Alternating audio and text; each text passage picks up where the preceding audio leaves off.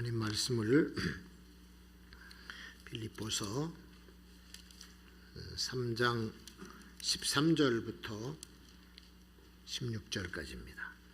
형제들아, 나는 아직 내가 잡은 줄로 여기지 아니하고 오직 한 일, 즉 뒤에 있는 것은 잊어버리고 앞에 있는 것을 잡으려고 표대를 향하여 그리스도 예수 안에서 하나님이 위에서 부르신 부름의 상을 위하여 쫓아가노라. 그러므로 누구든지 우리 온전히 이룬 자들은 이렇게 생각할지니 만일 무슨 일에 너희가 달리 생각하면 하나님이 이것도 너희에게 나타내시리라. 아멘. 아멘. 네, 2022년 새해가 밝았습니다. 예배로 마침표를 찍고 예배로 지금 막 문을 열었습니다. 시간적으로 보면 1초 만에 새해가 됐어요. 우리는 그 짧은 시간에 전혀 새로운 세계를 맞게 된 겁니다. 아마도 삶과 죽음의 사건도 그렇게 짧지 않을까 그런 생각을 해요. 영원 속에서 그 짧은 순간을 살다가 가는 것이 인생인데, 죽음이라고 하는 것이 다른 하나의 문을 열고 들어가는 순간이다라고 하는 것을 우리 시간을 보면서 기억해야 될 줄로 압니다. 잠깐 사이에 2022년의 문을 열고 들어왔습니다. 이젠 새로운 세계가 또 새로운 시대가 열릴 것입니다. 여기서는 뒤를 돌아볼 필요가 없어요. 불교나 힌두교처럼 윤회설을 믿는 종교에서는 죽음으로 들어가면서 망각의 잔을 마신다라는 이론을 믿습니다. 그러나 우리는 그것이 잊혀지는 역사가 아닌 것을 우리가 알아요. 성경에도 보면은 전혀 잊혀지지 않습니다. 하나님 앞에 설 때에 자기의 행한 일이 따름이라, 이렇게 성경은 말씀하고 있어요. 올해도 하나님께서 보시고 내가 기억하게 될 2022년의 모든 말과 행동을 지금부터 어떻게 할 것인가를 잘 생각을 하고 준비를 해야 될 것입니다. 이제 우리 앞에 놓여 있는 것이 현재이고 미래입니다. 현재는 영어로 프레젠트라고 그러죠. 프레젠트는 다른 의미가 또 있어요. 선물이다. 그래서 현재라고 하는 시간은 하나님께서 우리에게 주신 선물이다. 그 선물을 잘 활용해야 되겠죠. 현재가 모여서 미래로 가고 또한 그게 내 역사가 되기 때문에 축복된 2022년을 만들어 가겠다 하는 결의를 이 시간부터 우리가 다져야 될 줄 압니다. 자, 복된 한 해가 되려면 어떻게 해야 되냐? 먼저 앞을 내다봐야죠. 앞을, 비전을 가져야 된다는 겁니다. 비전을 가진 사람이 결국은 그 꿈을 이루어요. 바울의 고백은 내가 그리스도에게 붙잡힌 사람이다 라고 하는 거예요. 왜? 하나님의 나라를 위해서 일하라고 붙잡았어요. 하나님께서 복음을 전해서 하나님 나라를 확장시키는 것이 바울이 해야 될 사명이고, 그것 때문에 부름을 받았고 거기 끝에는 상급이 있다는 것을 가르쳐주고 있습니다. 그래서 이 바울 사도는 아무리 힘들어도 복음 사역을 하다가 힘들고 어려운 일이 생겨도 항상 하늘을 보면서 보좌 옆에 놓여 있는 자기의 면류관을 항상 바라보면서 좌절하지도 않고 늘 힘을 냈던 것이죠. 디모데후서 4장 7절 8절에도 그 면류관을 또 말하고 있습니다. 내가 선한 싸움을 싸우고 나의 달려갈 길을 마치고 믿음을 지켰으니 이제 후로는 나를 위하여 의의 면류관이 예비되었다. 곧 의로우신 재판장이 그날에 내게 주실 것이다. 항상 그 면류관을 보면서 살았던 겁니다.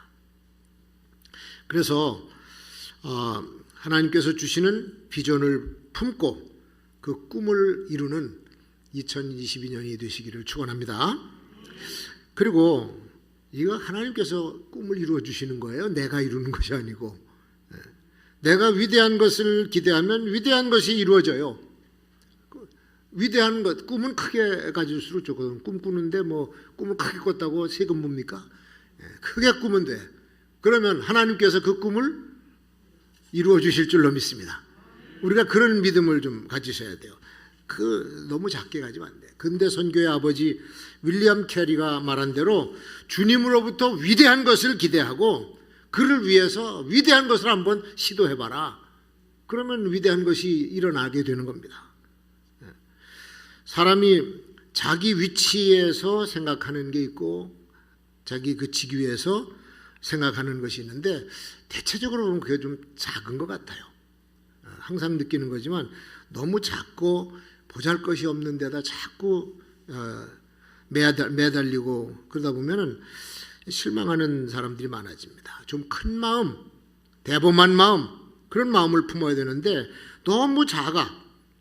너무 작아. 무슨 소갈딱지라고 너무 작아. 거기다 생명을 걸다 보니까 시간만 낭비를 하고 다른 이들에게 짜증만 안겨주는 그런 사람이 되면 안 된다, 그런 얘기죠. 솔직히 말해서 요즘 대선에 출마한 사람들이 우리나라를 어떻게 이끌어갈 것이며 어떻게 발전시켜서 국민들에게 자부심과 행복을 안겨줄 것인가, 이런 것들을 많이 말해야 되잖아요. 그래야 희망을 가지고 투표하고 싶은 마음이 생길 텐데 매일 서로 헐뜯고 상대방 후보의 집안 식구가 어떠니 부인이 어떠니 맨 이런 얘기만 하고 있으니까 이게 무슨 애들 싸움도 아니고 그래서 짜증나는 거예요. 대통령 직위를 가지려고 하는 사람들입니다. 그 직위의 위치에 걸맞는 그런 인물처럼 보였으면 얼마나 좋을까 하는 생각을 해보는 거예요. 하나님께서는 한번 따라 합시다. 하나님은 큰 마음의 사람을 쓰신다. 마음이 커야 돼요. 자기 능력으로 무슨 일을 하겠다 이렇게 하면은 자기에게 있는 그 알량한 어떤 능력, 요거만 가지고 용 쓰다가 결과는 졸작을 만들고 마는 것이에요. 하나님의 일을 하는 사람은 하나님께서 이루실 일을 기대를 해야 되는 겁니다. 사람은 언제나 그의 그릇만큼 채워지게 되어 있습니다. 하나님의 능력을 바라고 그분의 채워지심을 기대하면서 아예 연초부터 큰 꿈을 가지시기를 축원합니다.